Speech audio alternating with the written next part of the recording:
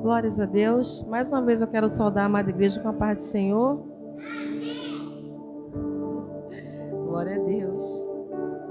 Abra sua Bíblia, por gentileza, no livro do Apocalipse.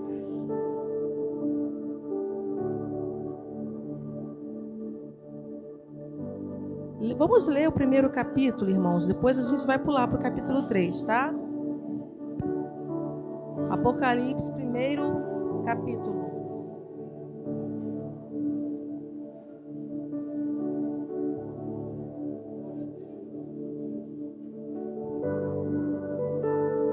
Vamos ler o primeiro versículo e o segundo. Revelação de Jesus Cristo, que Deus lhe deu para mostrar aos seus servos as coisas que brevemente devem acontecer. E enviando-as pelo seu anjo, as notificou ao seu servo João, o qual testificou da palavra de Deus e do testemunho de Jesus Cristo, de tudo quanto viu. Versículo número 10.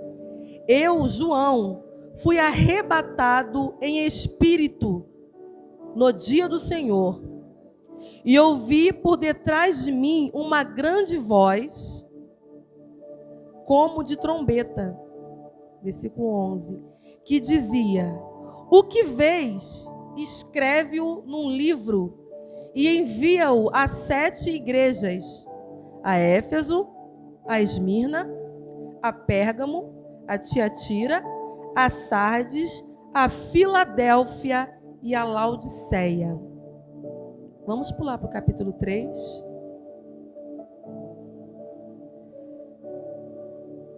Vamos ler capítulo 3, versículo número 8. Conheço as tuas obras. Eis que tenho posto diante de ti uma porta aberta, que ninguém pode fechar. Que tens pouca força, entretanto, guardaste a minha palavra e não negaste o meu nome. Versículo 11. Venho sem demora, guarda o que tens, para que ninguém tome a tua coroa. A igreja pode tomar o seu assento, glorificando e exaltando aquele que era, aquele que é e que há de vir. Quero louvar a Deus por essa oportunidade de estar aqui mais uma vez nessa noite, mais um ano, para agradecer a Deus pela vida da juventude de Jardim Cabuçu. Quero louvar a Deus por esse tema que foi escolhido, um tema bem pertinente, né, para os dias em que nós estamos vivendo. Estamos vivendo os nossos últimos, eu não digo nem mais minutos, nossos últimos segundos na face da terra. Os sinais já estão sinalizando de uma forma iminente que o Senhor, Ele está voltando. O Senhor não vai voltar. O Senhor, Ele já está voltando. E é necessário que eu e você permaneçamos firmes até que Ele venha. Porque há uma recompensa para a igreja, mas a recompensa é somente para aqueles que permanecerem fiéis até o fim.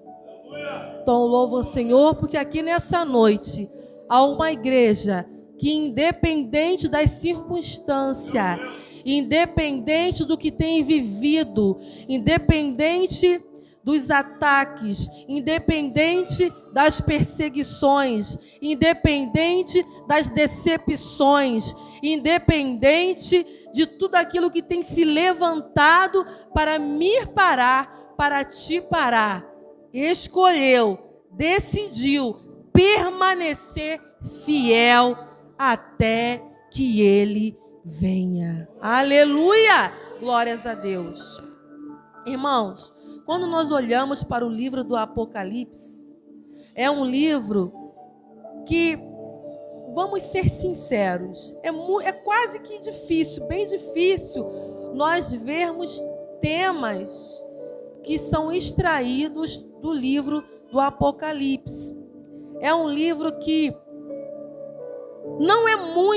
ele não é muito falado, ele não é muito pregado, tá? E muitos não falam muito no livro do Apocalipse, até mesmo por questões, eu mesma já ouvi isso e já tive esse temor, porque é um livro que ele fala, tem uma linguagem muitas das vezes figurada, ilustrativa, simbólica.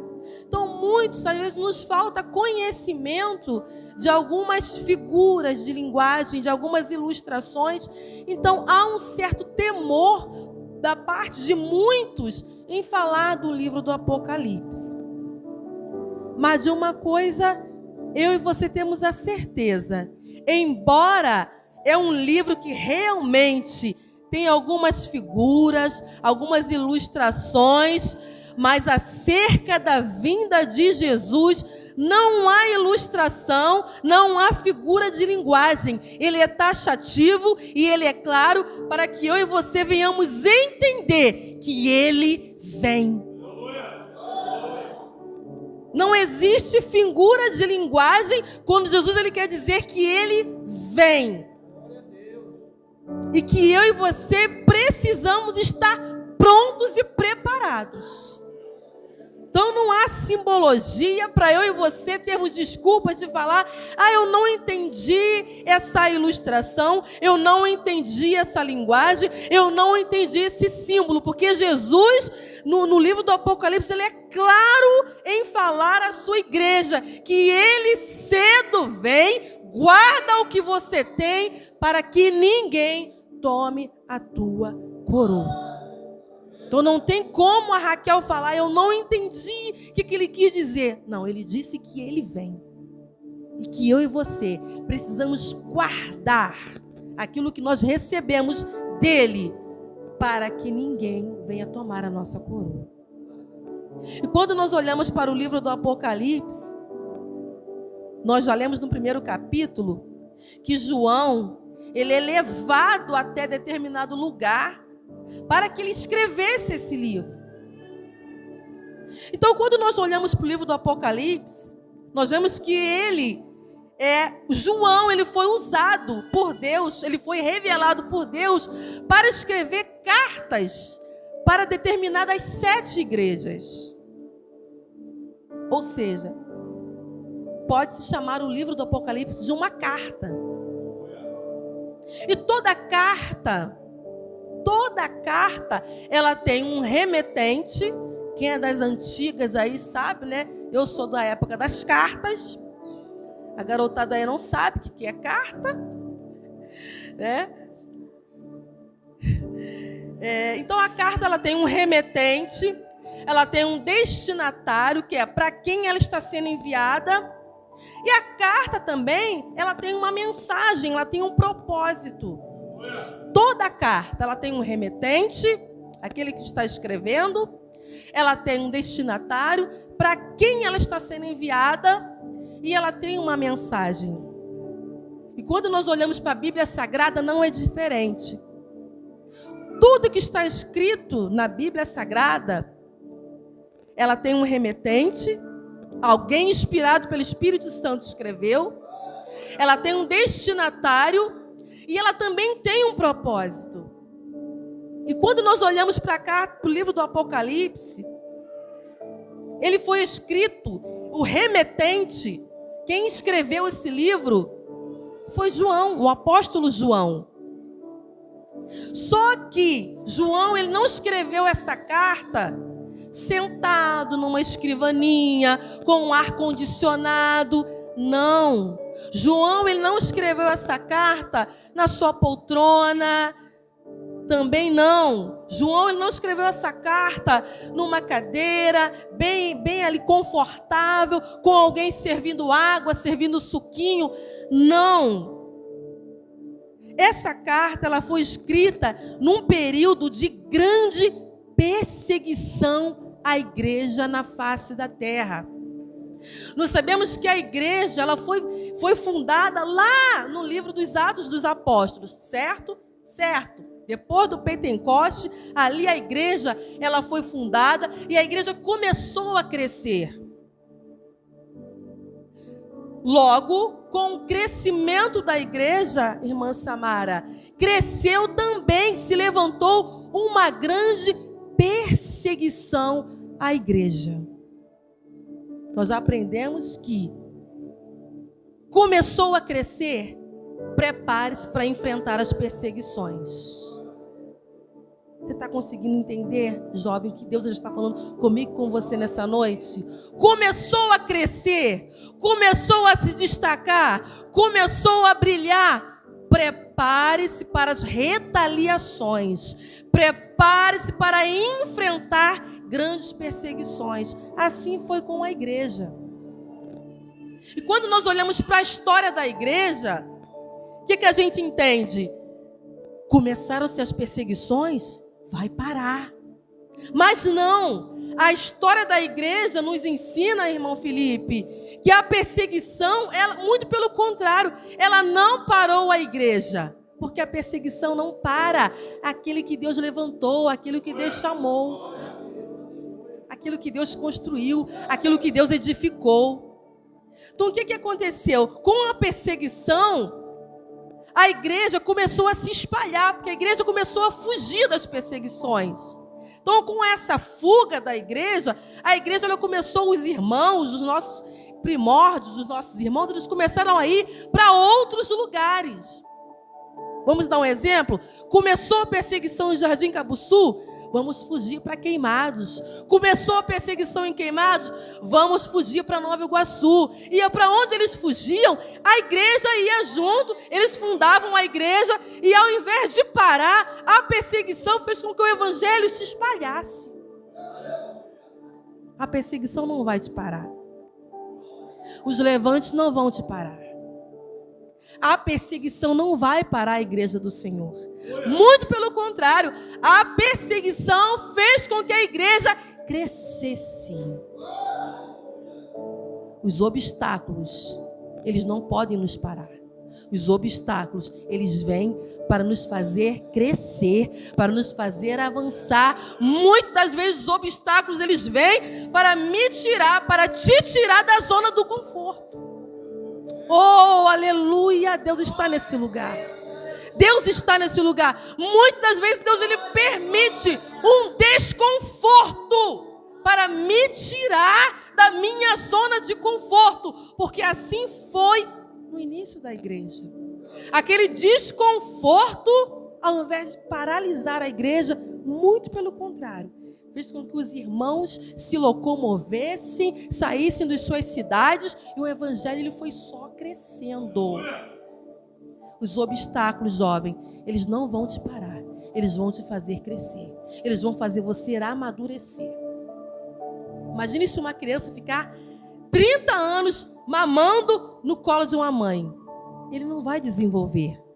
Então é necessário a mãe largar um pouquinho, ele sair do colo, muitas vezes cair, tropeçar, se arranhar, se ralar, mas ele vai crescendo, e ele vai crescendo, e ele vai crescendo. Quantos de nós aqui não levamos tantos tombos quando éramos bebês? Mas nós estamos aqui, de pé, firmes para a glória de Deus.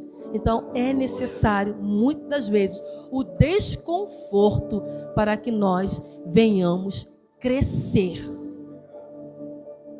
E assim foi com a igreja. E esse crescimento da igreja começou a gerar grandes perseguições. Eu não sou de falar isso não, mas eu estou sentindo de falar. Repita comigo bem forte. Quanto maior o crescimento,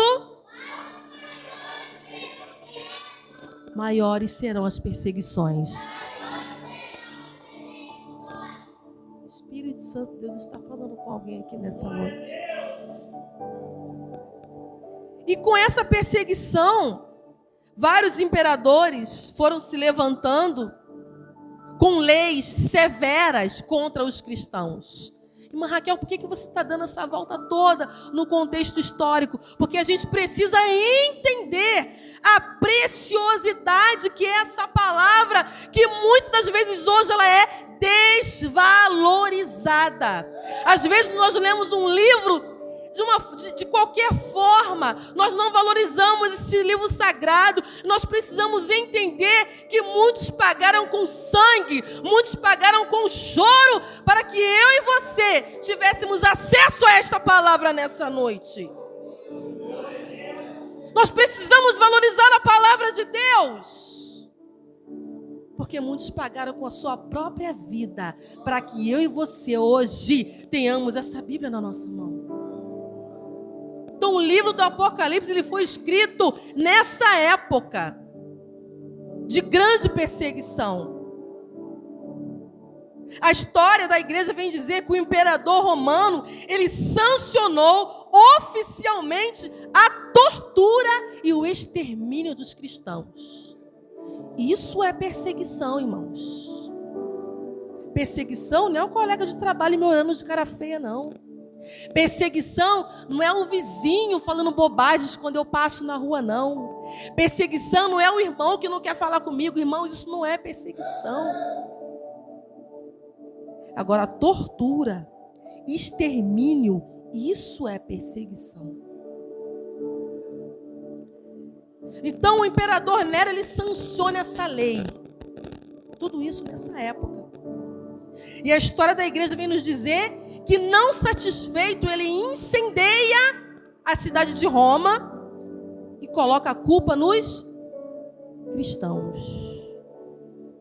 E por conta disso, com raiva, com ódio dos cristãos, a perseguição ela só aumentava, matando os cristãos, levando cristãos presos, lançando cristãos aos leões para serem devorados.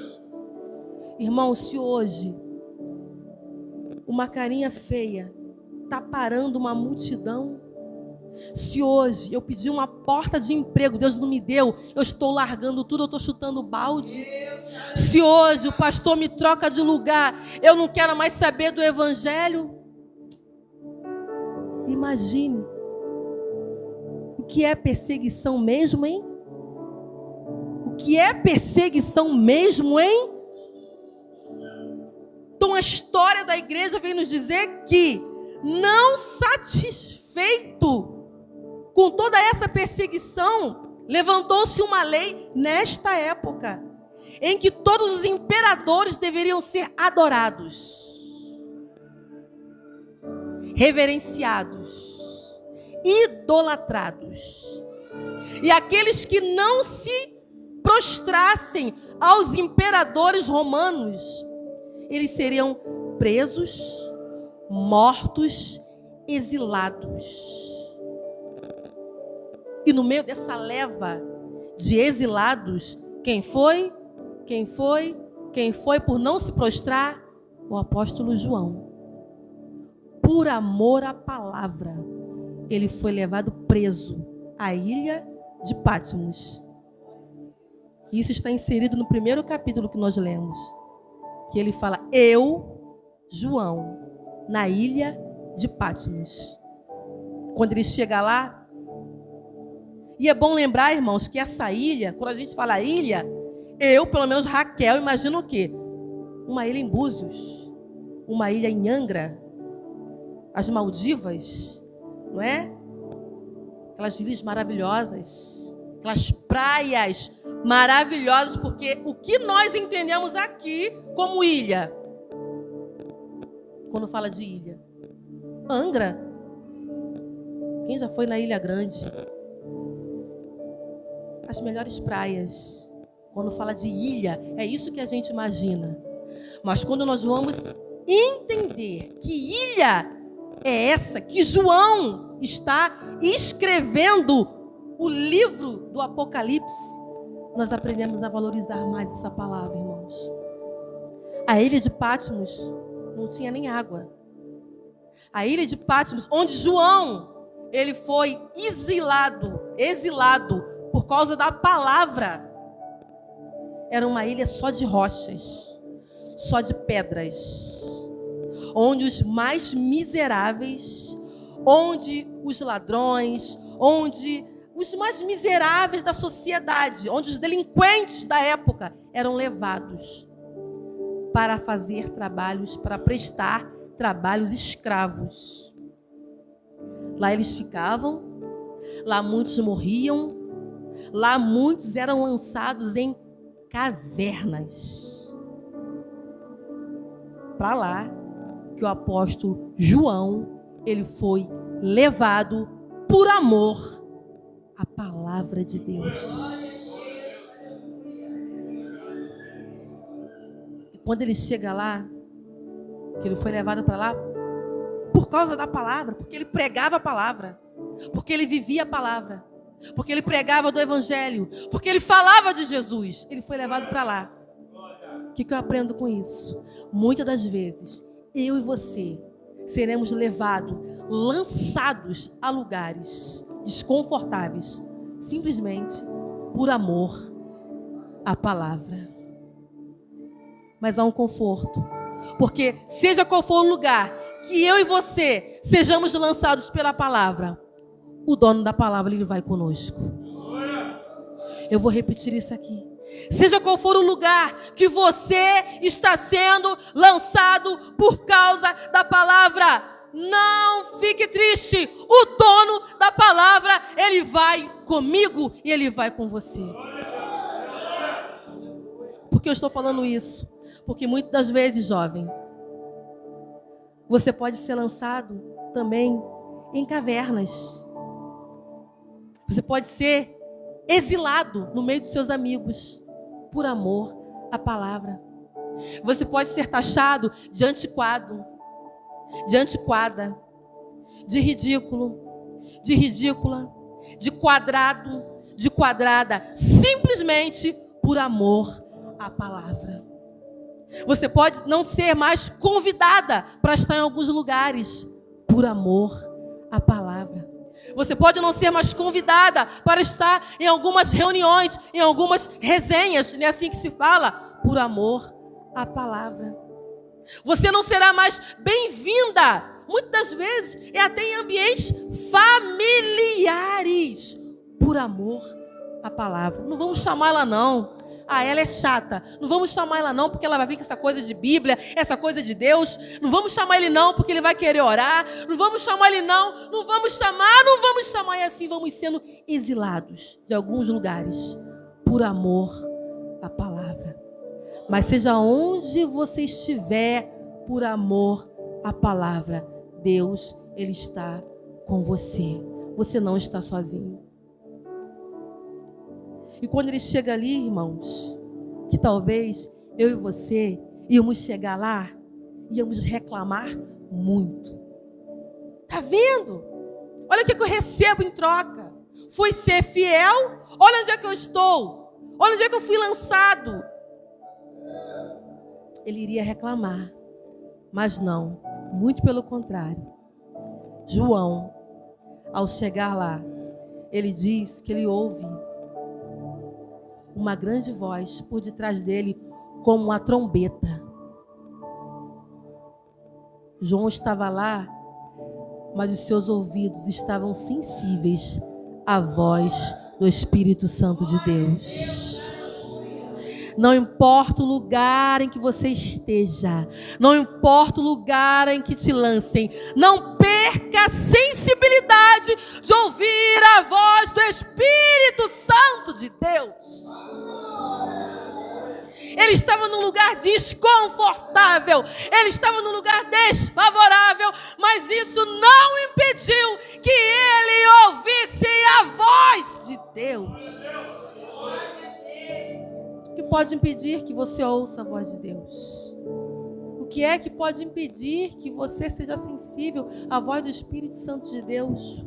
João estava num lugar que ele foi lançado injustamente. Estava num lugar desconfortável, mas ele, mesmo assim, ouviu a voz do Espírito Santo. E a voz foi: escreve. Escreve. escreve. Você vê que a voz não falou: olha, João, estou aqui contigo, vou te dar um afago, eu vou te dar um suco de maracujá. Não, escreve. Em outras palavras, trabalhe para o reino. Escreve. Escreve. Porque o tempo vai passar e pessoas precisarão ser impactadas por esta palavra. Então, João, escreve. Oh, Espírito Santo de Deus! Eu não sei qual é a sua situação hoje, qual é o momento que você está, mas a ordem é: não pare, escreva, faça obra. Glória a Deus.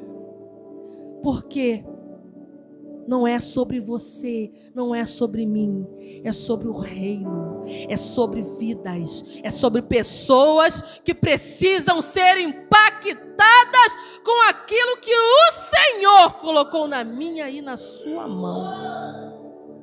Então escreve. E já caminhando para o fim, irmãos, que as horas já se foram. No capítulo de número 3, ele está escrevendo, versículo número 7, uma carta para a igreja em Filadélfia. Sendo que ele escreveu para 7 igrejas. Mas como o tema foi escolhido na carta a Filadélfia, vamos ficar apenas com Filadélfia.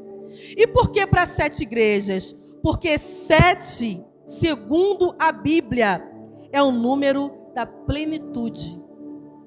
Todas as vezes que a Bíblia fala de 7, do número 7, está se referindo a algo completo, a plenitude. Então o anjo, ele pede que João escreve para 7 igrejas. E quando nós lemos sobre essas 7 igrejas, cada uma dessas igrejas tem uma característica, tem um perfil.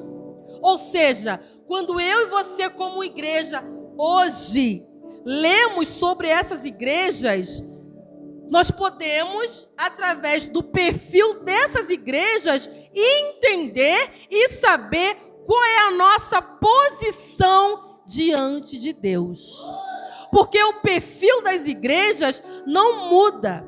Pode passar o tempo que for, a época que for. Pecado é pecado, igreja morna continua sendo morna, igreja fria continua sendo fria, o pecado, a mentira é mentira, independente da era.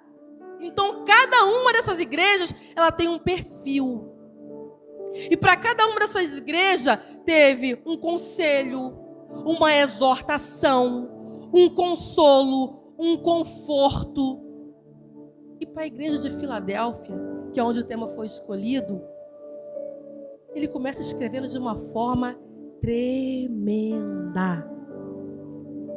Conheço as tuas obras. Isso me chamou muita atenção.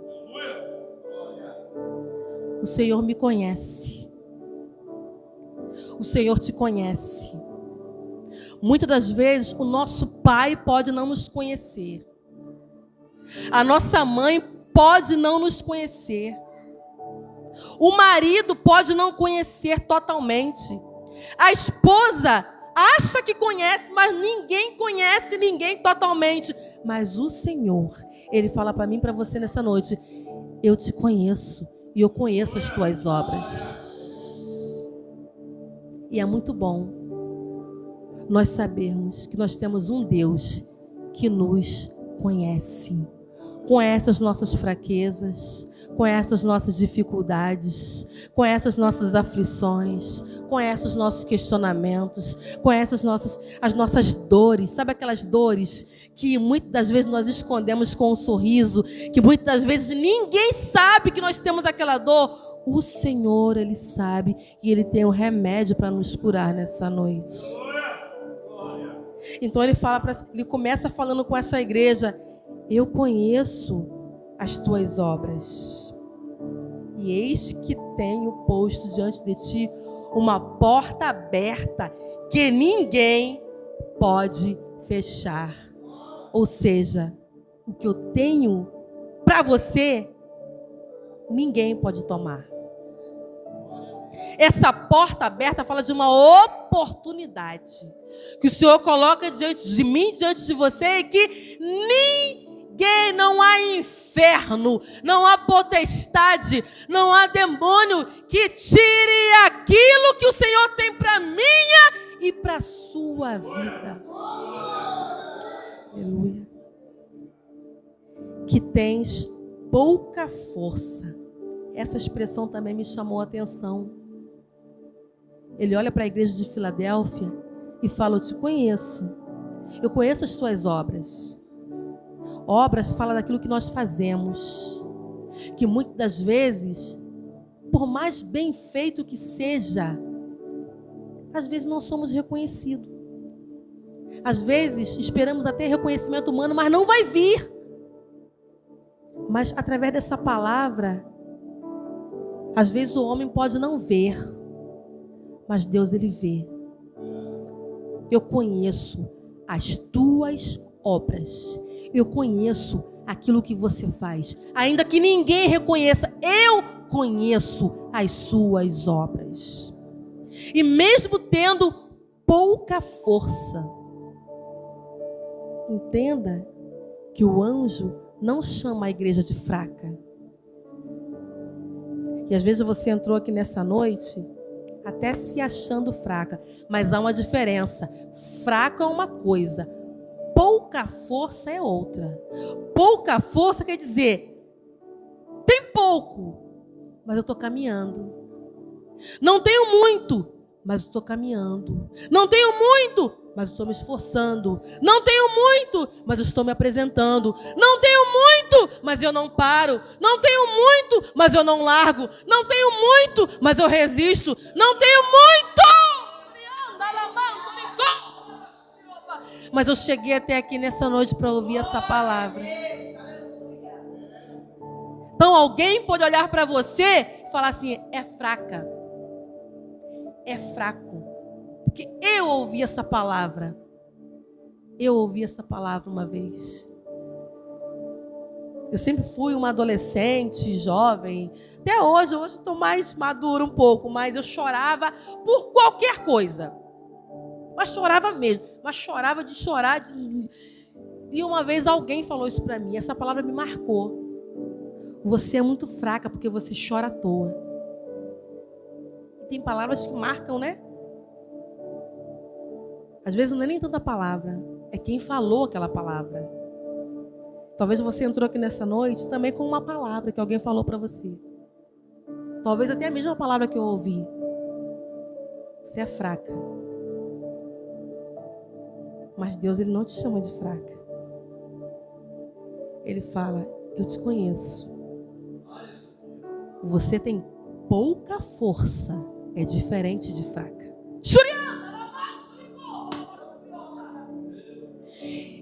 E mesmo com pouca força, você tem lutado. E você não tem negado o meu nome. Oh, aleluia.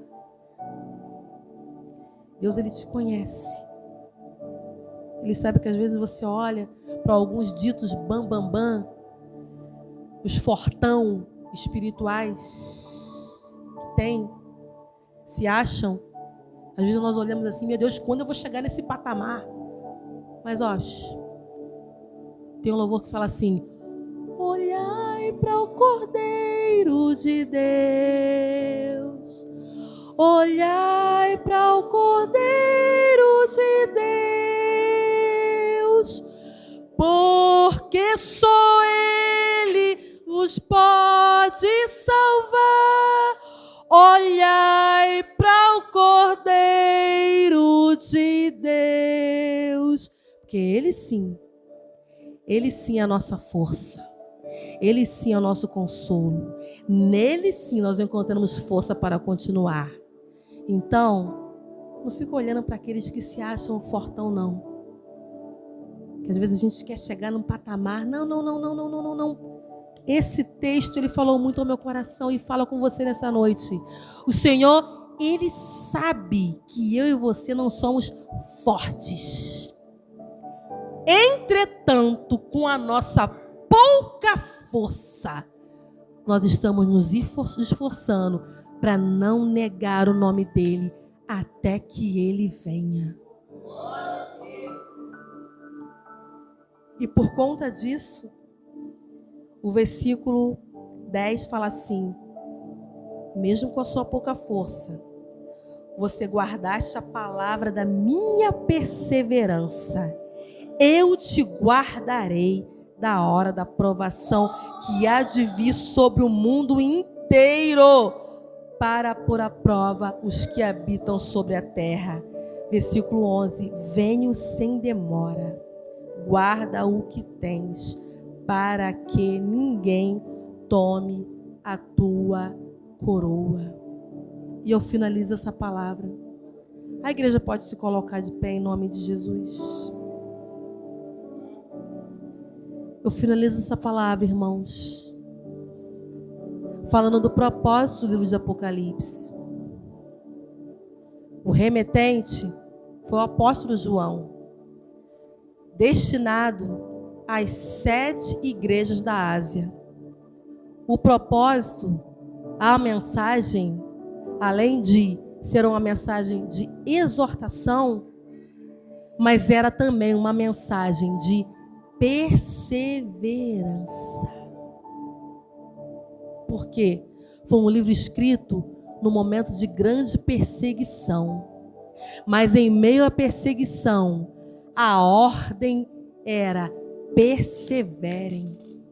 Não neguem a minha palavra, guardem a minha palavra, porque aqueles que guardam a minha palavra, eu também os guardarei da hora da provação que há de vir sobre toda a terra, sobre o mundo inteiro. Irmãos, e esses dias já têm chegado. Quanta perturbação, quanta tribulação, quanta aflição, e a tendência é piorar, irmãos. Mas há livramento, há refrigério para todo aquele que perseverar guardando esta palavra na tábua do vosso coração. Que o Senhor nessa noite, Ele venha renovar as minhas e as suas forças, para que independente daquilo que falam sobre nós, para que independente daquilo que lançam sobre nós, para que independente daquilo que ouvimos, muitas das vezes que nos ferem, que nos magoam, que querem nos parar, independente, vamos ficar com aquilo que a palavra diz. E a palavra nessa noite, Ele fala para mim e para você: mesmo tendo pouca força, você não negou o meu nome. Continue fiel. Continue sendo fiel à minha palavra. Ser fiel até a morte, e dar-te-ei a coroa da vida. Irmãos, há uma coroa nos esperando. Há um prêmio para você, jovem. Tudo aquilo que você tem passado não se compara ao que está preparado e reservado para a sua vida na eternidade. Resista, resista, resista, resista, porque há um prêmio para os fiéis. Feche os seus olhos. Senhor, meu Deus e meu Pai. Deixa eu chamar a juventude aqui na frente, a direção também. Nossa coordenação tem solicitado que os jovens venham até a frente. E eu tenho visto que o Espírito Santo ele tem falado a corações nessa noite. E há uma unção de cura, tá, irmãos? Mediante essa palavra, pastor. Há uma unção de cura sendo derramada aqui nesse lugar. Há uma unção de resistência. Receba resistência, jovem, nessa noite, porque os ataques não são fracos, mas maior é aquele que está em vós do que aquele que está no mundo. Maior é aquele que está em nós sobre aquele que está no mundo. Senhor, meu Deus e meu Pai, Nós queremos te agradecer por essa noite tão especial. Queremos te agradecer pela tua palavra, Senhor. Queremos te agradecer porque o Senhor nos conhece. Embora às vezes tentamos disfarçar por fora, Senhor. Mas o Salmo de número 139, ele vem nos dizer que o Senhor nos formou. O Senhor nos entriteceste no ventre da nossa mãe. O Senhor conhece cada célula do nosso corpo. O Senhor conhece a nossa mente. O Senhor conhece o nosso coração. O Senhor conhece a nossa intenção. O Senhor nos conhece. E por nos conhecer, o Senhor nos trouxe aqui nessa noite para reafirmar que o Senhor está conosco. Mesmo que às vezes, por causa da tua palavra, sejamos exilados, sejamos confrontados, sejamos abandonados, sejamos, Senhor, tratados com indiferenças, mesmo que às vezes por amor à tua palavra estamos perdendo amizades, estamos tendo que, Senhor, que desfazer relacionamentos, estamos tendo que desfazer alianças, estamos, Senhor, perdendo bens materiais por amor à tua palavra, Senhor. Nós entendemos nessa noite, ó Pai amado, que na mesma proporção que estamos perdendo aqui na terra, venhamos ser, Senhor, honrados, Senhor, na eternidade. Venhamos, Senhor, receber em dobros na eternidade, ó Pai. E nessa noite, Senhor, eu quero te entregar cada jovem que está aqui na frente. O Senhor conhece a dificuldade. O Senhor conhece a dificuldade. O Senhor sabe que mesmo com pouca força, mesmo com pouca força, o propósito é não negar o seu nome até que o Senhor venha. E eu te peço, renova as forças, Senhor. Renova as forças, renova a fé, renova a esperança, renova os sonhos, Senhor. Nessa noite, ó Pai, abraça, envolve com o teu Espírito Santo e dá vitória a essa juventude. Assim eu te clamo e te agradeço, em nome de Jesus. Amém. Que Deus abençoe, jovem. Seja abençoado nessa noite. Seja abençoado nessa noite. Eu gostaria de dar um abraço em cada jovem. E assim eu agradeço a minha oportunidade, em nome de Jesus. Vocês podem ir passando.